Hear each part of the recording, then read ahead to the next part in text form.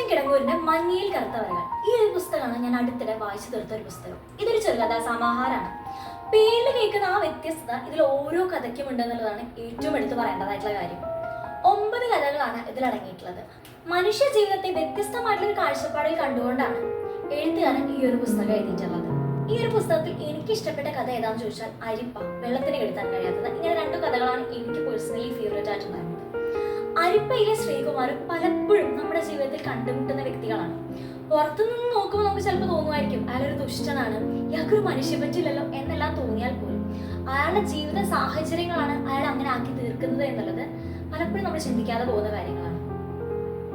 അതുപോലെ തന്നെ പ്രശസ്ത കവിയായ ഷെല്ലിയുടെ ആദ്യ ഭാര്യയായിട്ടുള്ള ഹാരിയറ്റിനെ കുറിച്ച് എഴുതിയിട്ടുള്ള ഒരു കഥയാണ് വെള്ളത്തിന് കെടുത്താൻ കഴിയാത്തത് എന്നുള്ളത്. നമുക്ക് എല്ലാവർക്കും അറിയുന്ന പോപ്പുലർ ആയിട്ടുള്ള ഇംഗ്ലീഷ് റൊമാൻറ്റിക് പോയിന്റ് ആണ് ഷെല്ലി. അദ്ദേഹത്തിന്റെ പ്രണയത്തിൽ പോലും വീഴ്ച ഉണ്ടായിട്ടുണ്ട് എന്ന് കേൾക്കുമ്പോൾ അത് വളരെയധികം വേദനാജനകമാണ്. അതിന്റെ ഇരയാണ് ഹാരിയറ്റ്, അദ്ദേഹത്തിന്റെ ആദ്യ ഭാര്യ. തന്റെ നാടും വീടും മാതാപിതാക്കളെ ഉപേക്ഷിച്ച് ഷെല്ലിക്ക് വേണ്ടി ജീവിച്ചിട്ട് പോലും ഷെല്ലി ഹാരിയറ്റിനെ ഉപേക്ഷിച്ച് 2ാമത് വിവാഹം കഴിക്കുകയാണ് ചെയ്തത്. അതിൽ മനംനൊന്ത് ഹാരിയറ്റ് ജീവൻ ഒടുക്കുകയും ചെയ്തു. പലപ്പോഴും എല്ലാവരും ഷെല്ലിയെ കുറിച്ച് പറയുമ്പോഴും ഹാരിയറ്റിന്റെ പോയിന്റ് ഓഫ് വ്യൂവിൽ നിന്നിട്ടാണ് ഈ ഒരു എഴുത്തുകാരൻ ഈ ഒരു കഥ എഴുതിയിട്ടുള്ളത്. പ്രണയം നമ്മളെ അന്തരാക്കി തീർക്കുകയും അതുപോലെ തന്നെ സാഹചര്യങ്ങളിൽ പരമാവധി ഒതുങ്ങി കഴിഞ്ഞുകൊണ്ട് ആ സ്നേഹത്തെ തിരിച്ചെടുക്കാൻ ശ്രമിക്കുകയും ചെയ്യുന്ന ഒരു വ്യക്തിയുടെ നിസ്സഹായത കൂടി ഈ ഒരു കഥയിൽ പറഞ്ഞു പോകുന്നുണ്ട്. ഇനി എഴുത്തുകാരനെ കുറിച്ച് പറയുകയാണെങ്കിൽ ഇതിൽ ആദ്യത്തെ കഥയായിട്ടുള്ള അരിപ്പ വായിക്കുമ്പോൾ തന്നെ എഴുത്തിന്റെ ആഴം നമുക്ക് മനസ്സിലാക്കാവുന്നതാണ്.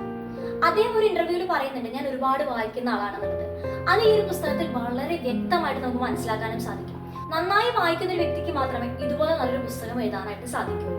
അദ്ദേഹത്തിന്റെ ഓരോ വരിയിലും അദ്ദേഹത്തിന്റെ വായനയുടെ ആഴം വളരെ വ്യക്തമായിട്ട് നമുക്ക് ഇതിൽ മനസ്സിലാക്കാൻ സാധിക്കുന്നുണ്ട്.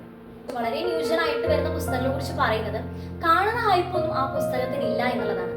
എന്നാൽ സാഹിത്യത്തിനോട് ഒരു 100% നീതി പുലർത്തിയിട്ടുള്ള പുസ്തകമാണിത്. ഒറ്റ വായനയിൽ മനസ്സിലാക്കി തീർക്കാവുന്ന ഒരു പുസ്തകത്തെക്കാൾ കൂടുതൽ ഞാൻ ഇഷ്ടപ്പെടുന്നത് ഓരോ വരിയിലും വായനക്കാരന്റെ ചിന്തയെ കൂടുതൽ തലങ്ങളിലേക്ക് എത്തിക്കുന്ന ഇതുപോലെയുള്ള പുസ്തകങ്ങളാണ്.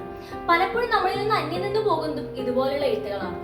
എം.ടിയുടെ മഞ്ഞ് വായിച്ചിട്ടുള്ളവർക്കറിയാം, വളരെ ചെറിയ പുസ്തകമാണെങ്കിൽ പോലും ഓരോ വട്ടം വായിക്കുമ്പോഴും അത് തരുന്ന ഫീല് വ്യത്യസ്തമാണ്.